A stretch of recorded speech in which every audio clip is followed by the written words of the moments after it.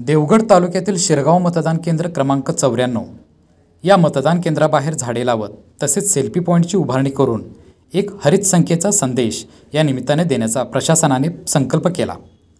या मतदान केंद्राला हरित मतदान केंद्र असे नाव देण्यात आले। तर मतदान करणारी प्रत्येक व्यक्ती या ठिकाणी आपला सेल्फी काढताना दिसत आहे।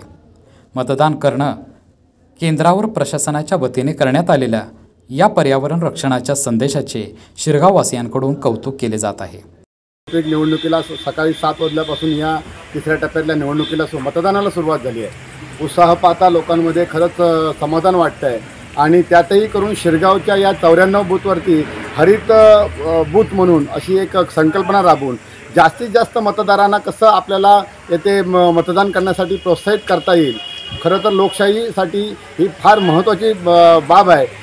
प्रशासनाचं मी फार कौतुक करतो, कारण प्रशासनाने यावेळी जवळपास 1 तास मतदानाचाही वाढवला आहे आणि अशा पद्धतीच्या नाविन्यपूर्ण संकल्पना करून एक मतदानाला आपल्यात जास्तीत जास्त मतदान करण्यासाठी आकर्षित करतायत। खरोखरच प्रशासनाचंही मी मनापासून कौतुक करतो आणि या माध्यमातून इथे ज्या पद्धतीने हा बूथ सजवला गेला आहे तर त्यांचंही मी मनापासून कौतुक करतो आणि मतदारांना तुमच्या माध्यमातून आवाहन करतो, जास्तीत जास्त मतदानाचा हक्क तुम्ही बजावून लोकशाही आपली अगदी अजूनही मजबूत आणि भक्कम करा, असं या तुमच्या माध्यमातून मी सांगतोय। लाईव्ह मराठीसाठी देवगडहून स्वप्नील लोके।